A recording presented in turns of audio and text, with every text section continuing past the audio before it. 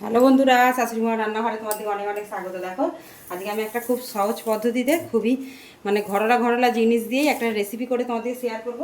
দেখো তার জন্য আমি এই রেসিপিটা করার জন্য দেখো এখানে কত রকম সবজি নিয়ে নিয়েছি। এখানে নিয়ে নিয়েছি দেখো বিম কড়াই, এখানে নিয়েছি ফুলকপি, এখানে নিয়েছি মটরশুঁটি, আর এখানে নিয়েছি গাজর, আর এখানে ক্যাপসিকাম, আর দুটো ডিম নিয়েছি।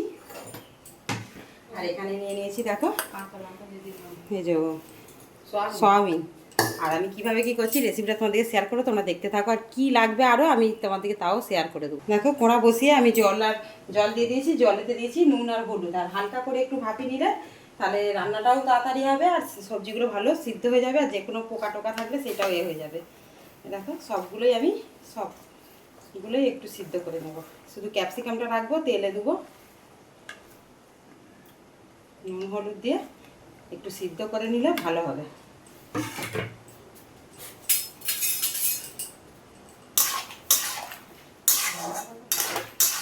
দেখো সিদ্ধ করে নিয়ে তোমাদেরকে আবার শেয়ার করব। দেখো মিক্স রাইস বানানোর জন্য আমি এখানে ভাত নিয়ে নিয়েছি, ঘরেরই ভাত, ঘরোয়া চালের ভাত, কিন্তু সরু সরু লম্বা লম্বা।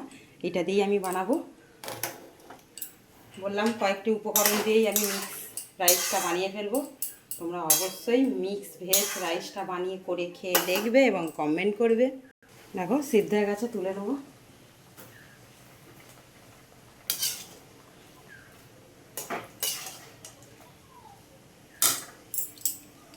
দেখো নুন হলুদ দিয়ে সয়ান বড়িটাও সিদ্ধ করে নিচ্ছি, তেলে ভাজতে সুবিধা হবে। দেখো বন্ধুরা সব কিছু আমার সিদ্ধ করা হয়ে গেছে, সয়ান বড়িও সিদ্ধ হয়ে গেছে, এখানে সবজিগুলো সিদ্ধ হয়ে গেছে। তেল দিয়ে দেবো, একটু বেশি পরিমাণেই দিতে হবে তেলটা, এই তেলেতেই আমার হবে। দিয়ে দেবো দেখো দুটো চেরা লঙ্কা, দিয়ে দেবো কাজু আর কিশমিশ,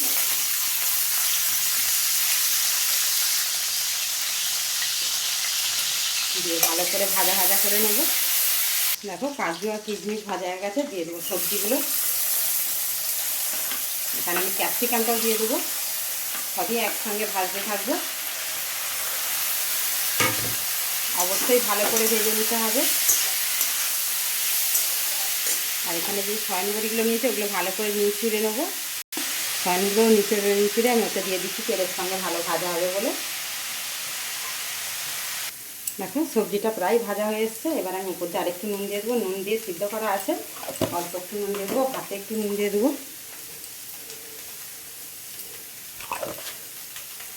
দিয়ে দেবো চিনি স্বাদ মতন।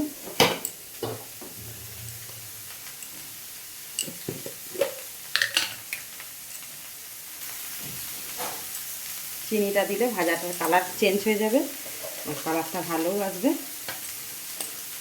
দিয়ে এবার ভালো করে নাড়বো। দেখো এবার একটু গোলমরিচের গুঁড়ো দিয়ে দেবো। গোলমরিচের গুঁড়ো দিলে সেন্টটা খুব সুন্দর আসে, খেতেও খুব ভালো হয়। দিয়ে আমি আবারও নাড়তে থাকি। দেখো ভাতে একটু ঘি দিয়ে দেবো অল্প করে, আর এই ভাজাটাই আমি একটু ঘি দেবো, তবে সেন্টটা ভালো হবে, খেতেও ভালো লাগবে। অবশ্যই জোর কমিয়ে ভাজতে হবে। দেখো সবজিটা আমার সব ভাজা হয়ে গেছে, এই ভাতের উপর ঢেলে দেবো।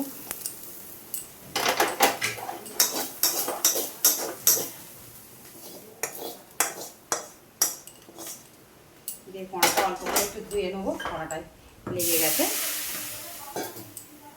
দেখো এবার কড়াতে আমি আবারও তেল দেবো। এখানে দুটো ডিম নিয়ে নিয়েছি, ডিমগুলো ফাটিয়ে দিয়ে দেবো।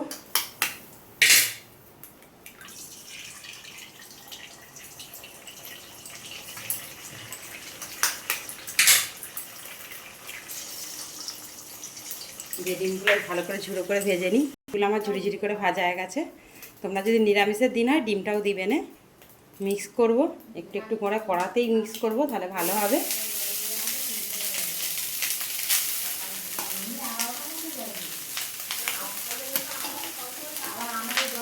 ভালো করে মিক্স করে নিয়ে তোমাদেরকে আবারও শেয়ার করবো। দেখো ভালো করে মিক্স করে নিয়েছি, এবার ডিমগুলো দিয়ে দেবো, দিয়ে ভালো করে মিক্স করবো। কড়াতে মিক্স করলে ভালো মিক্স হবে, সেই জন্য কড়াতে মিক্স করলাম। দিয়ে আমি এইভাবে সমস্ত রাইসটা মিক্স করে নিয়ে তোমাদেরকে আবার শেয়ার করবো। দেখো বাদ বাকিগুলো আবারও মিক্স করে দেবো।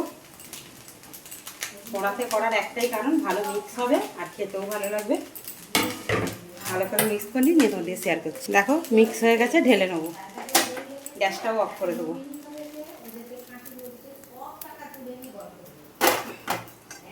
দেখো বন্ধুরা, মিক্স ভেজ রাইসটা আমার একদম রেডি হয়ে গেছে। এবার ওপর থেকে দেখো কীভাবে কী করছি, পুরোটাই তোমাদেরকে শেয়ার করেছি, তোমরা অবশ্যই দেখে নেবে। এবার ওপর থেকে ঘি দিয়ে এইভাবে আমি চাপা দিয়ে দেবো। যখন খাবো তোমাদেরকে আবারও শেয়ার করে দেবো। তোমরা প্রথম থেকে শেষ পর্যন্ত পুরো ভিডিওটা দেখে নিয়ে অবশ্যই কমেন্ট করে জানাবে আমার এই রেসিপিটা তোমাদের কেমন লেগেছে।